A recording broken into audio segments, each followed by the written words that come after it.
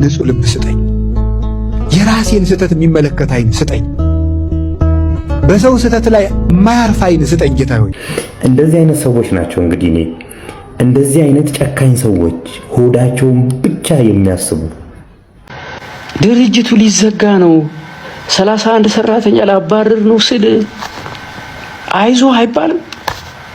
አይዞ ሰላም ሰላም፣ የተወደዳችሁና የተከበራችሁ ውድ ቤተሰቦች፣ ዛሬም እንደተለመደው አስተማሪና ቁም ነገር አዘል የሆኑ መረጃዎችን ይዤላችሁ ቀርቤያለሁ።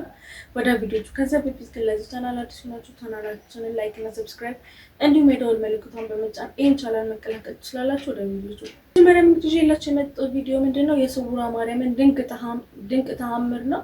ይሄ ቪዲዮ ተከታትለን እንመለስ። ሁለቱም አይን ይጠፋል፣ ጭንቅላት ላይ ያለው በሰርጀሪ ካልወጣ ትሞታለህ፣ አይን ይጠፋል ተብሎ ነበረ። ራሴን ያመኝ ነበር በፊትና ለብዙ ጊዜያት ራሴን አሞኝ በቃ ሐኪም ቤት ነው የምመላለሰው። እንዲሁም መድኃኒት የራስ ምታት መድኃኒት ነው የሚሰጠኝ። ከዛ ህመሙ እየባሰብኝ መጣ። ራሴን ይጥለኛል፣ አይኔንም እየጋረደኝ መጣ። ፀሐይ ውስጥ መውጣት አልችልም። ቤት ውስጥ ስንቀመጥ ለራሱ ማብራት አይበራም ነበር። ማብራት አጥፍተን ነው የምንቀመጠውና ከዛም ሪፈር ጻፉልን፣ ተመረመር። ጭንቅላት ውስጥ ውሃ አለ ተባልኩኝ። ወይም እነሱ በሚሉት ሃይድሮሴፋለስ ነው የሚሉት እና ጭንቅላት ሰርጀሪ ካልተሰራ ትሞታለህ፣ አይነ ስውር ትሆናለህ ተባልኩኝ። ከዛ እዛ ሆስፒታል ባለንበት ጊዜ አንዲት ሴትዮ ማዘርን አገኘሁትና ስውሯ ማርያም ውሰጂው ይድናል፣ ቀላል ነው ይሄ ለስውሯ ማርያም ቀላል ነው ይድናል ተባለ። ከዛ ወዲያው ወጣን። አልጋ እንደዛሬ ሄደን አልጋ ያዙ ለነገ ሰርጀሪ ሰራ ካልሆነ ይሞታል። በዚህ በኩል እዛ ዲስክቶፕ ላይ ያሳይተውን በዚህ በኩል ቀደን ወደ ሆዱ ሸኘዋለን፣ ካልሆነም ቱቦ ቀብረንለት በቱቦው ይኖራል ተባለ። ከዛም ወጣን። ደም ስጡ አይኑንም ማስመርምሩት ምናምን ተባለ። ከዛ ደም ሰጠን፣ አይን ለማስመርመር ወጣን። ከዛ በዛው ገባን። በቃ ሐሳባችንን ቀይረን ወደ ስውሯ ማርያም ለመምጣት ማዘርና ሲስተር እጣጣሉ። 3 ገዳም እጣጥለው 3 ጊዜ ያነሱ። 3ቱንም ጊዜ ስውሯ ማርያም መጣለን። ከዛ ወደዚህ መጣን።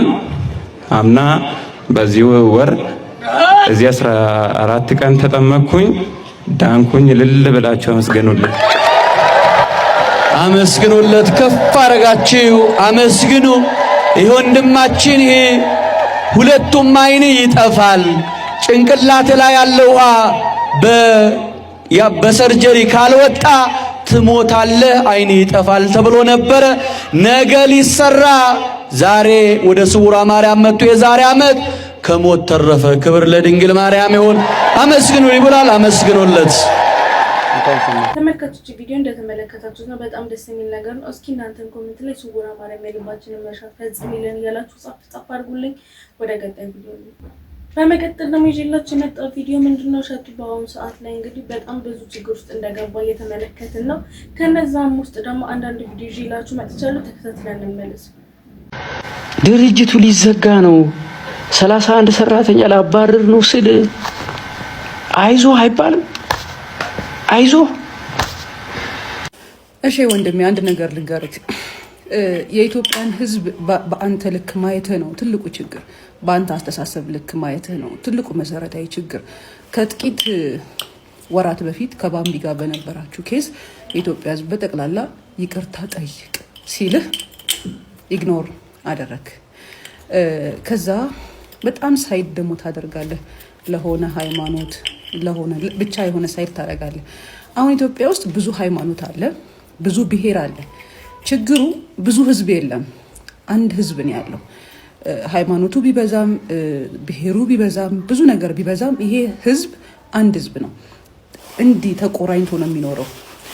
አልহামዱሊላህ ታቦታችን በሰላም ገባ የሚል ህዝብ መሀል የሆነውን ብቻ ሳይድ ማድረግ ከባድ ነው።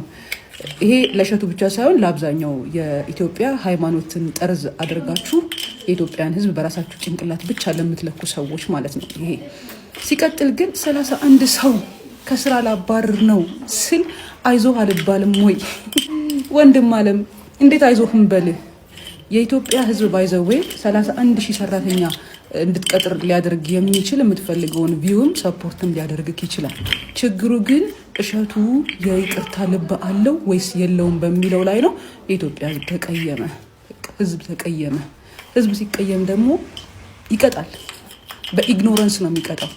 ከባዱ ነገር ሰው የማያስተውል ሰው አንደርስታንድ የማያደርገው እሱን ነው እንጂ የኢትዮጵያ ህዝብ ባይዘዌ 31 ሰው ምናምን ጉዳዩ አይደለም።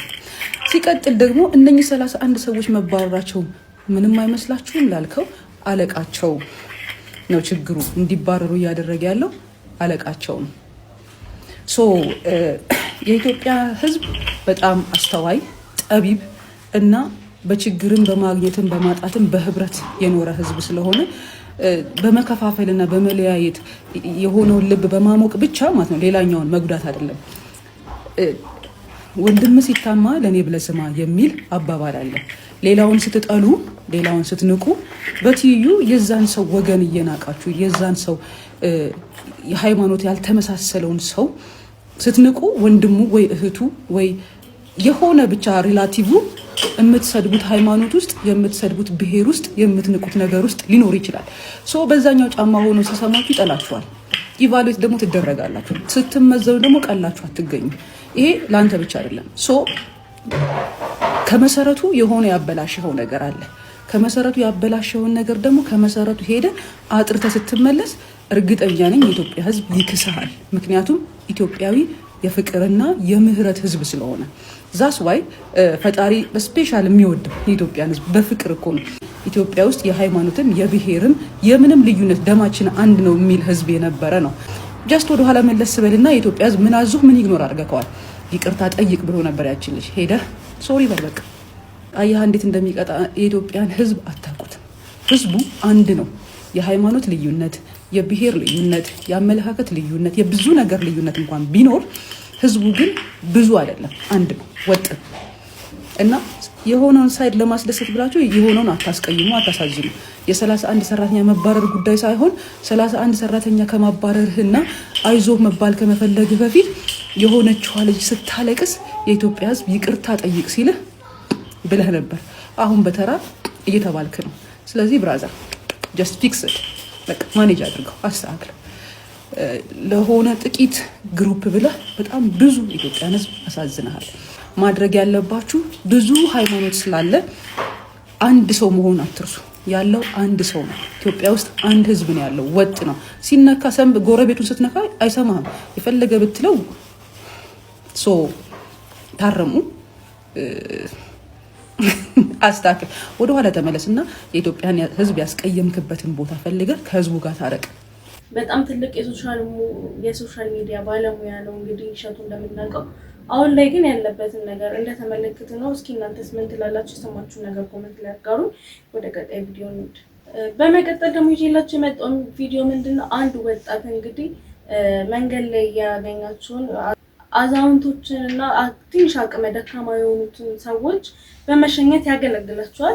በጣም ስለደነኩበት ነው ይዤላችሁ የመጣሁት። ስለዚህ ቪዲዮም ተከታትለን እንመለስ። ገራሚ መረጃ ተሰምቷል። በሙስሊም ወጣትና በኦርቶዶክስ አባት መካከል ምንድነው የተፈጠረው? በሰዓት የመላው ኢትዮጵያውያንን ትኩረት እየሳበና ልብ የሚነካ አነጋጋሪ ምስል በማህበራዊ ሚዲያ ላይ በስፋት እየተዘዋወረ ይገኛል። ከላይ በምስሉ ላይ የምንመለከተው ይሄ ሙስሊም ወጣት ልጅ አባን ልሸኙት ብሎ መኪና ውስጥ ያስገባቸዋል። መንገድ እንደጀመሩ ሌላ ጊዜ እናቶችን ነበር የሚሸኘው። እሱን ሳይ ግን ወላሂ አልፌ መሄድ አልቻልኩም አላቸው። አባም እንዲህ ያለ ማር የሆንክ ልጅ ከየት ተገኘ ብለው ምርቃት ሲያሽጎደጉዱለት ተመልክተናል። እሱም አልሐምዱሊላህ ደስ እያለኝ የማድርገው ነው የሚሄዱበት ድረስ ነው የማድርሶት እየተባባሉ ከጀሞ ሚካኤል ገላን አድሷቸው ሊመለስ ሲል ስልኩን ወሰዱ። እደውልልሃለሁ ወንድም ያሉት ሁሌም እጸልይልሃለሁ አሉት። እሱም እሺ አባቴ እኔም እዘይሮታለሁ ካላቸው በኋላ ወርደው ሄዱ።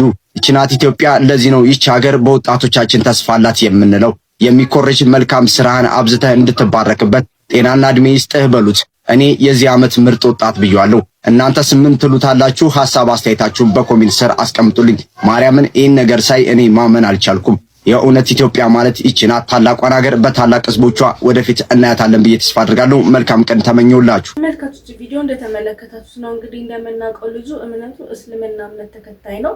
ሲሸኝ የነበረው ደግሞ አንድ አባትን ነው። እንግዲህ ከሳቸውም ትልቅ የሆኑ ምርቃቶችን ተቀብሏል። እንደዚህ አይነት መልካም ሰዎችን ያብዛልን እላለሁ። እስኪ እናንተስ ምን ተሰማችሁ? የተሰማችሁን ነገር ኮሜንት ላይ አጋሩ። ወደ ቀጣይ ቪዲዮ ነው ተመልካቾች። በመቀጠል ደግሞ ይዤላችሁ የመጣው ቪዲዮ ምንድነው እንግዲህ በአሁን ላይ ወጣቶቹና ታዳጊ ህፃናት በተለይ ታዳጊዎቹ እንግዲህ አሁን ያሉበት ቦታ በጣም አስጊ ላይ ናቸው። ስለዚህ ደግሞ አንዳንድ ነገር ይዤላችሁ መጥቻለሁ። ተከታትለን እንመለስ። ፀሐይ መማር ትወዳለች፣ እኛ ግን አንወድም። ለብርሃኑ ነጋ ለእኛ ግን አልነጋም። ብችራ ዘሩት ሪሉ ባድማነኝ ነው ምድሸር የባህሩ ንጉስ አካማን ትውልዳችን ጠፍቷል። ይሄንን ወቂ አሁን ለዚህ በጠጥ ማን ነው ተጠያቂ? ኧረ አንተ ጠቅ እንዳያረገረት በእናትህ አትሳፈጥ። በነገር ነው ይሄ ተፈሳ እንጂ መች ታረ መሰለ ልጅ። አሁን የዚህ ልጅ ቤተሰቦች የሚደረገውን አድርጋችሁ የወለዳችሁት ወይስ ቁም ጥላችሁ ያገኛችሁት? ይሄ ልጅ ነው አሁን አድጎ ሀገር የሚረከበው። በጅምላ ነው ችርቻሩ። ወላጆች ከወዲሁ ወዬ ካላላችሁት እሱ ነገ መጥቶ ወዬ ነው የሚላችሁ። አታሽቀብ። ራሴን ችዬ መናገር እችላለሁ። እንደ ኩዮች ታናለን አትቁጠርና እዚህ መጥተህ ተዘብለህ አንተ የሰንበትበት እንደ ቅማል ነው ጨፍልቄ ማስቀመጥ። ኧረ አንተ ልጅ ተረጋጋ። ጠቅ እንዳያረግህ በነገር ነው። እንደ እውነት እንነጋገር ከተባለ ይሄ በጠጣም ወጠጤ ማንን አይቶ ነው እንደዚህ ሆነው? አታሽቀብጥ። መልሱን ለእናንተ ትቼዋለሁ። ኤግዛክትሊ። ኧረ ቤተሰብ የወላጅ ክትትልና ምክር አይለየው የምትሉት መምህራን ቀረ እንዴ? ኧረ ተወደዱ መግማለ። አዎ መግማለ። ለማንኛውም ለቤቱ አዲስ ከሆናችሁ ፎሎ፣ ላይክ፣ ሼር እንዲሁም ኮፒ ሊንክ መደረጉ እንዳይረሳ። አዎ ተመልካቾች ቪዲዮ እንደተመለከታችሁት ነው እንግዲህ ከዚህ ታዳጊ የማይጠበቅ ነገር ነው ሲያደርግና ሲል የነበረው። እስኪ እናንተስ ምን ትሉታላችሁ? ይሄ ልጅ የተሰማችሁ ነገር ኮሜንት ላይ ጻፉልኝ። ወደ ቀጣይ ቪዲዮ እንሂድ። በመቀጠል ደግሞ ይዤላችሁ የመጣው ቪዲዮ ምንድነው ኮሜዲያን እሸቱ እንግዲህ ከዶክተር ቢኒያም ጋር በስልክ እየተለዋወጡ ነበር። አንዳንድ ነገሮችን ተከታትለን እንመለስ። ክቡር ዶክተር ቢኒያም እንደምን አመሸ? አይ ቢኒያም በደንጋጭ ሰላም ነው። እንዴት ነህ? ስለደወልክ በጣም ደስ ብሎኛል። አረ ችግር የለውም። ማለሽ እሺ ቢኒ፣ ሀሳብህን ለመስማት ዝግጁ ነኝ። ላይቭ ነው ያለ ነው። ድምጽህም ኦልሬዲ ላይቭ ስለሆነ እየሰሙ ነው ኢትዮጵያውያን። አንደኛ በጣም አዝነናል። ዶምቲው ያው የገጠመውን ችግር ሁላችንም የምናውቀው ነው። እንግዲህ መቄዶንያ በዶምቲው ብዙ ድጋፍ ስናገኝ ቆየነን። ብዙ ሰው የሚያውቀው ባለፈው የነበረው በበርና መስኮት አሁን ለምሳሌ ዛሬ 3 አመት እንግዲህ ታስታውሳላችሁ። እንቅልፉን አጥቶ ባለቤቱ ራሱ እርጉዝ ነበረች። በጣም አስታውሳለሁና ከዛ በፊትም ደግሞ ሚሊኒየም ላይ ነበረናል የገቢ ማሰባሰቢያ። ከዛም ላይ ፕሮግራም በመምራት መቄዶንያን በማገዝ ያው ብዙ ሰው የሚያውቀው ይሄ በርና መስኮቱን ብቻ ነው እንጂ ከዛ በፊትም የሚያገዘን ወንድማችን ነው እና ይሄን ሁሉ ገዛ የሚያደርግልን እንግዲህ አይ ሰዎች ጥያቄ ስለሚያነሱ ነው እንጂ ይሄ ጉዳይ የሚወራም ነገር አልነበረም። ክፍያ እንጃ እንዴት እንደሰው ይሄ በፈጽሞ የማይታሰብ ነገር ነው። የሚሰራው በነፃ ነው። ለኛም ለሌሎች ግለሰቦች፣ የሃይማኖት ተቋማት በነፃ ነው። ምንም ይሄ ጥያቄ ውስጥ የሚገባም አይደለም።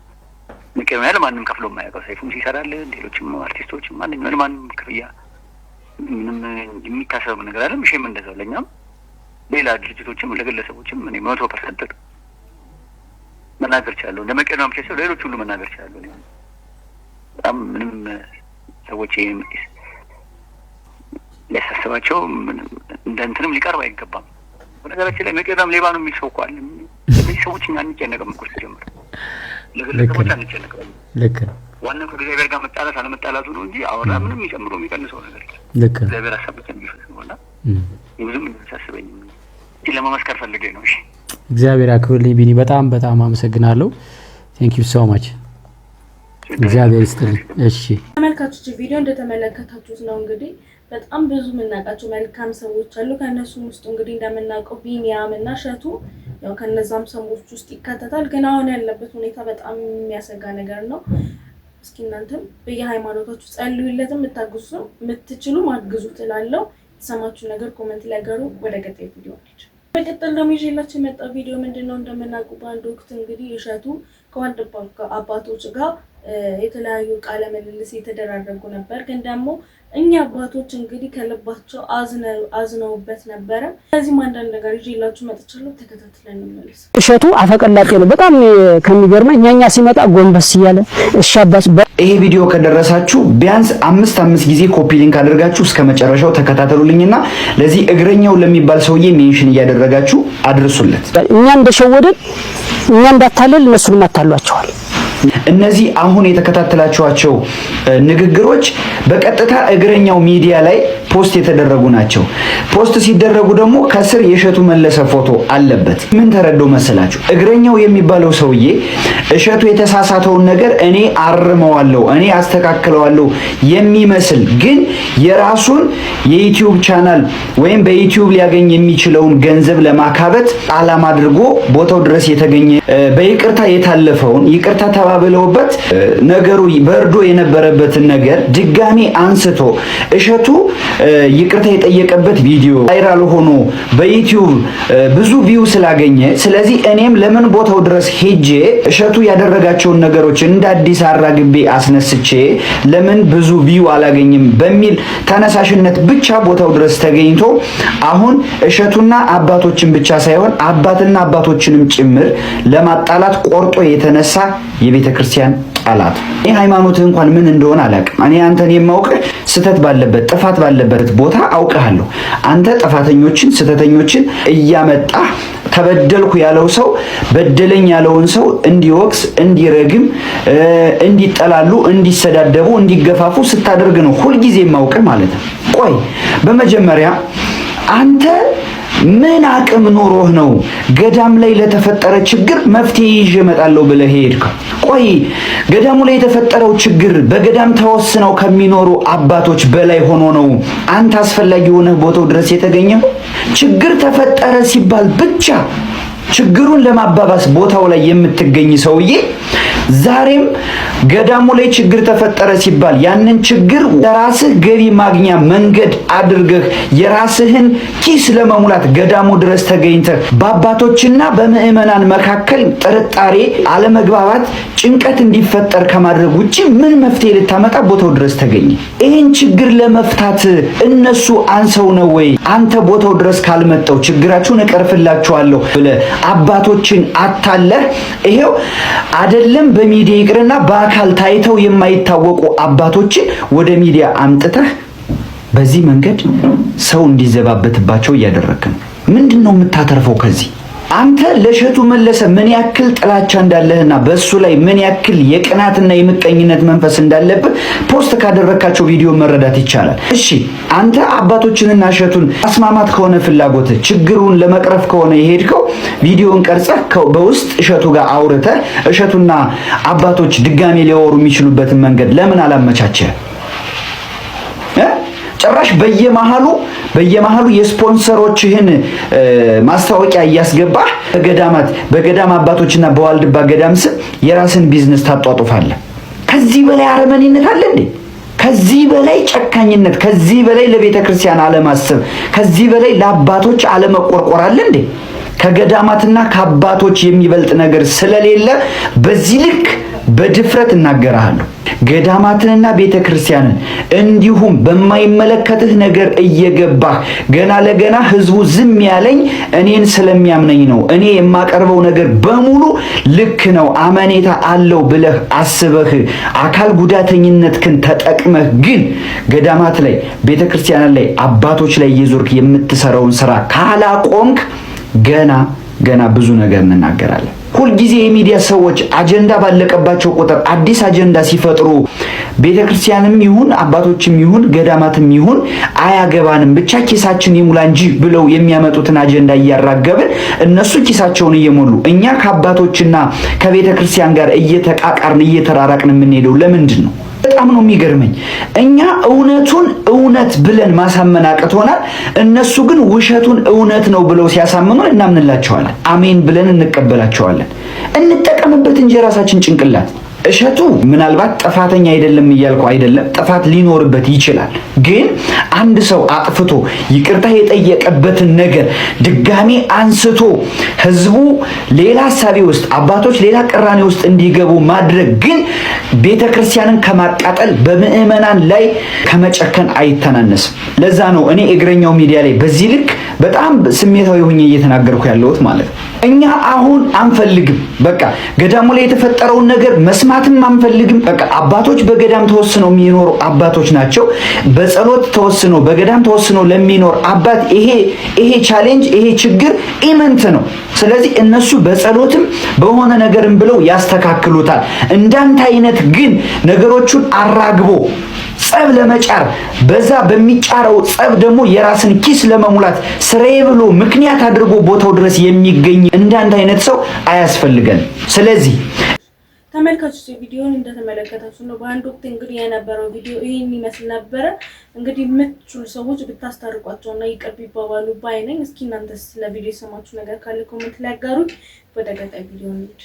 በመቀጠል ደግሞ አንድ ምናቃት እንግዲህ ቲክቶከር ሶሻል ሚዲያ ላይ የሆነ ሰው ያስፈራራኝ ነው በጣም ብዙ ነገር ተጎድቻለሁ ብላ ከሰይፉ ጋር እንግዲህ የስልክ ቃለ ምልልስ ያደረገች ነበረ።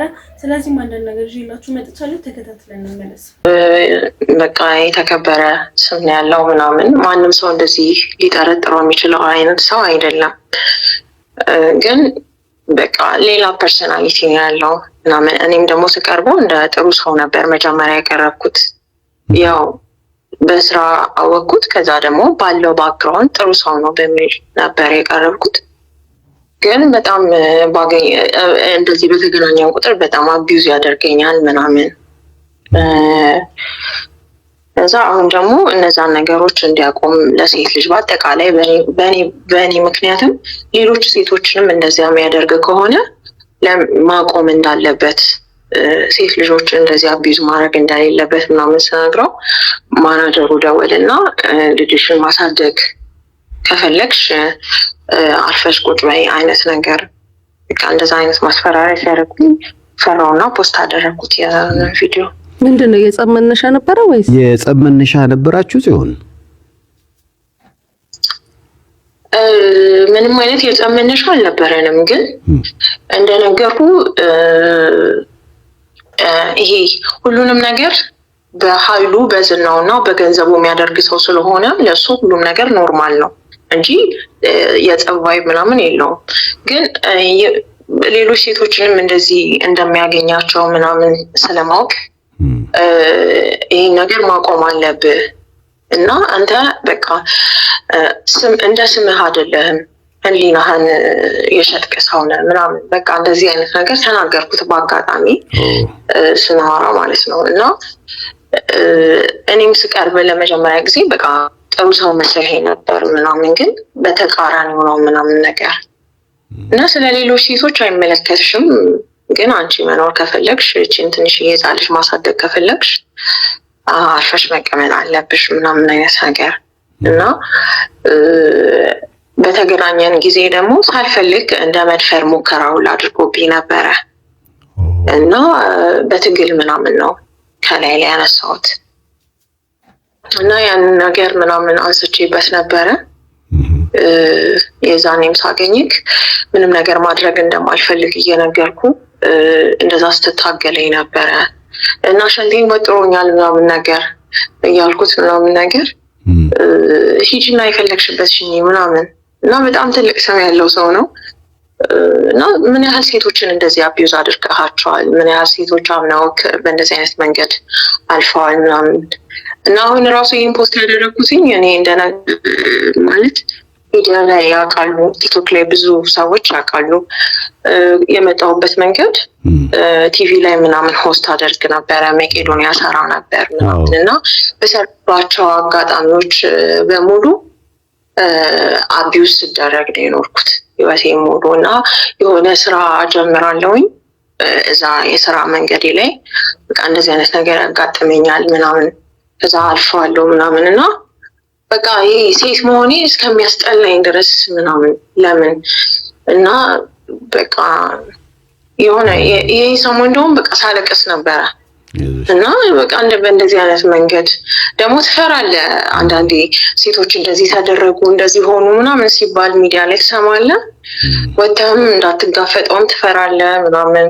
ልጅም አለችኝ እንደ ሴት በጣም የፈራሁበት ሳምንት ነበረ ሲሆን ምናልባት ተመልካቾች ቪዲዮ እንደተመለከታችሁ ነው እንግዲህ ጉዳዩን ወደ ህግ ወስዳ መፍትሄ ብታገኝ ይሻላል ባይ ነኝ። እስኪ እናንተስ ምን ትላላችሁ? የሰማችሁ ነገር ኮሜንት ላይ አጋሩ። ወደ ቀጣይ ቪዲዮ እንሂድ። ተመልካቾች በመቀጠል ደግሞ ይዤላችሁ የመጣው ቪዲዮ ምንድነው እናንተ ትማሩበታላችሁ ብዬ ያሰብኩትን ቪዲዮ ነው። ተከታትለን እንመለስ። አውራ ዶሮ ሌሊት ተነስቶ 9 ሰዓት ላይ ይጮሃል። ቆየት ብሎ 10 ሰዓት ላይ ይጮሃል። እንዲሁም እያለ ይጮሃል።